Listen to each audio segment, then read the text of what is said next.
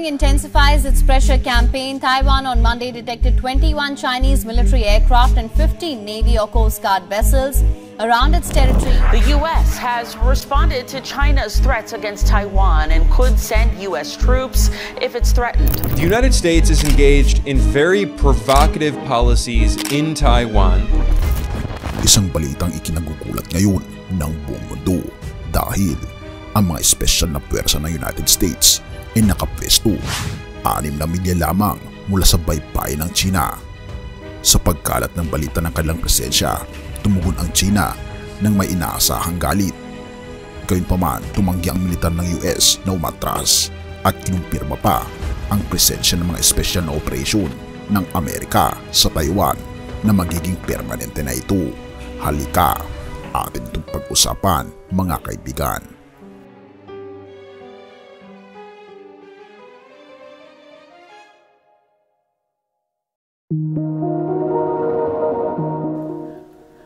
Ang hakbang na ito ay isang kontrobersyal sa pinakamababang sukatan at tinawag ng China bilang isang provokasyon ng United States of America.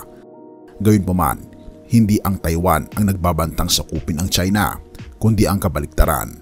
At dahil dito, ang mga miyembro ng United States Army Green Berets kasamang ibang mga operator ay magiging permanente na sa hindi bababa sa 2 isla malapit sa baybayin ng China. Nabisita na ng mga miyembro ng serbisyo ng United States ang Taiwan dati, ngunit ito ang unang pagkakataon na ang Amerika ay naglagay ng kanilang mga tauhan ng permanente at lahat ito sa imbitasyon ng Taiwan mismo. Ang pondo para sa permanenteng presensya ay nakuha sa ilalim ng 2023 National Defense Authorization Act at hindi pa alam kung gaano karaming mga sundalong Amerikano ang bahagi ng kanilang duty rotation sa Taiwan. Ang alam natin sa ngayon ay may mga sundalo ang United States sa hindi bababa sa 2 lugar sa Taiwan, ang isla ng Penghu at ang isla ng Kinmen na 6 na milya lamang mula sa baybayin ng China. Ang Department of Defense ay nanatiling tahimik tungkol sa layunin ng espesyal na puwersa na ito. Ngunit kinumpirma nila na isa sa kanilang mga layunin ay ang tulungang sanayin ang sariling mga espesyal at amphibious forces ng Taiwan. Ang Green Berets ay dalubhasa sa pagdepensa laban sa mga kaaway sa espesyal na puwersa na ginagawang angkop sa tungkuling ihanda ang Taiwan para sa hindi maiiwasang pagpasok ng espesyal na operator ng China kung sakaling magkaroon ng labanan sa rehiyon. Ang isang pangunahing focus ng misyon ng Green Berets sa Taiwan ay ang paghandaan ang banta ng espesyal na puwersa ng China, pati na rin ang pag-identify at pag-neutralize sa mga infiltrator at sabotage agents. Ito ay isang malaking alalahanin dahil ang intelihensya ng Taiwan ay regular na tutuklasan ang mga kolaborador o infiltrator na Tsino sa militar ng Taiwan. Sa pangkalahatang populasyon o sa gobyerno nito, para sa bahagi nito, ang China ay naglungsad ng isang agresibong kampanya ng gray zone warfare laban sa Taiwan sa isang pagsisikap na impluwensyahan ang opinyon ng publiko o tulungang ihanda ang yugto para sa isang pagsalakay. Ang mga infiltrator na Tsino ay nagpapakulo sa populasyon ng Taiwan na may kaunting tagumpay sa ngayon, ngunit sila rin ay nagtitipon ng detalyadong impormasyon sa mga depensa ng Taiwan. Sa kaso ng digmaan, inaasahan na ang unang yugto ng pagsalakay ay magsasama ng isang malaking kumpanya ng sabotage sa buong mga isla. Lahat ay sinasagawa sa isang pagtatangka na pabagalin o pigilan ang unang tugon ng Taiwan sa mga paglusob ng China. Ang mga pinuno ng politikal at militar ay target din ng mga espesyal na puwersa ng China. Ipinapakita ng mga plano na ang specialized skill teams ay ipapadala upang patayin ang pamumuno ng Taiwan bilang bahagi ng spearhead ng China sa panahon ng pagsasalakay nito sa Taiwan. Dito ang Green Berets ay mahusay na angkop sa pagtulong na sanayin ang mga puwersa ng Taiwan kasama ang Green Berets na karaniwang nagbibigay ng seguridad para sa mga Amerikanong VIP sa panahon ng mga senaryo ng digmaan. Sa Desert Storm, ang Amerikanong General Norman Schwarzkopf na namamahala sa buong kampanya ay may sariling security detail ng Green Berets upang pigilan ang mga pagtatangka ng Iraq na patayin siya. Marami sa militar ng US ang naniniwala na ang pagsalakay ng China sa Taiwan ay hindi maiwasan at ang mga kamakailang ulat ay nagsasaad na ang China ay malamang na magiging ganap na handa para sa ganong pagsalakay sa 2027. Sa loob ng mga dekada, ang United States ay nagpapanatili ng isang estratehiya ng ambiguity sa usapin ng Taiwan at tumanggi na opisyal na kilalanin ang bansa upang hindi magkait ang China.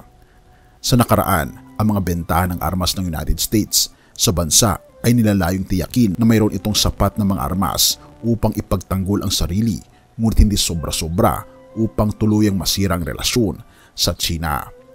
Ngunit ayon sa marami, ang militar na kalamangan ng China laban sa Taiwan ay sobrang laki ngayon. At ang lumang estratehiya ay hindi na gumagana.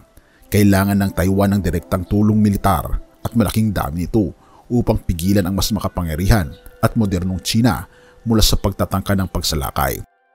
Walang sinuman maliban sa mga senior na opisyal ng United States at Taiwan ang eksaktong nakakaalam kung ano ang mga armas na nakuha ng Taiwan sa ngayon.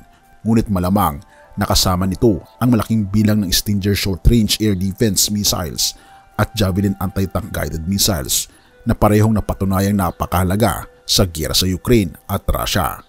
Ang hukbo ng Taiwan ay dapat handa na hawakan ng mga sentrong politikal at pang-ekonomiya ng isla ng sapat na tagal para sa mga puwersa ng United States at mga kaalyado na sirain ang Navy at Air Force ng China.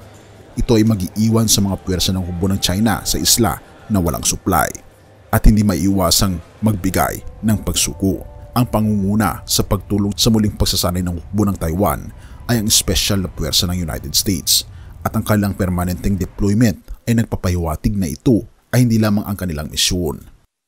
Mateo 24 verse 6-7. Makakarinig kayo ng mga digmaan at mga alingaw ng digmaan. Mag-ingat kayo na huwag magulumihanan. Ang lahat ng mga bagay na ito ay dapat mangyari, ngunit hindi pa ito ang wakas. Sapagkat babangon ang bansa laban sa mga bansa at ang kaharian laban sa kaharian at magkakaroon ng mga tagutom at mga lindol sa iba't ibang dako. Ang talatang ito mula sa Mateo ay naglalarawan ng mga darating na digmaan at kaguluhan na maaring maitugma sa kasalukuyang sitwasyon ng tensyon sa pagitan ng Estados Unidos at China. Ito ay isang paalala na ang kaguluhan at digmaan ay bahagi ng mga tanda ng mga huling panahon ayon sa salita ng ating Panginoong Diyos. Sa ating mga buhay, ang mga balita ng digmaan at alingaungan ng digmaan ay maaring magdulot ng takot at kawalan ng katiyakan.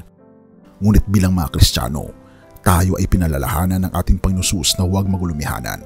Ang mga pangyayaring ito ay kailangang mangyari, ngunit hindi pa ito ang wakas. Ang ating pananampalataya sa Diyos ang magbibigay sa atin ng kapayapaan sa gitna ng kaguluhan. Ang talatang ito ay nagsisilbing paalala na sa kabila ng mga digmaan at tidwaan, dapat tayong manatiling matatag sa ating pananampalataya. Sa halip na magpadala sa takot, dapat tayong manalangin para sa kapayapaan at kaligtasan ng mga apektadong bansa at mga tao. Dapat din nating tandaan na ang tunay na kapayapaan ay matatagpuan lamang natin sa pamagitan ng ating relasyon sa ating Panginoong Diyos. Sa huli, ang ating pag-asa ay hindi nakasalalay sa mga bagay na makalupa, kundi sa kaharian ng ating Panginoong Diyos na walang hanggan. Manatili tayong mapagbantay, mapagdasal at mapayapa na nagtitiwala sa plano ng Diyos para sa ating buhay at sa buong mundo. Purihin ang ating Panginoong Diyos at salamat kaibigan sa iyong panonood. Tayo'y manalangin. Ama naming banal, mga Panginoon naming Diyos, tunay nga po Panginoon na ang aming mundo, ang aming buhay ay punong-puno Panginoon ng pagkabalisa. Tulungan kami Panginoon na magkaroon ng kapayapaan sa aming isip. Gabayan kami at patawarin po kami sa lahat ng aming pagkukulang at pagkasala, sapagkat ito may samatiling sa matamis na pangalan ng aming Panginoon Hesus. Amen.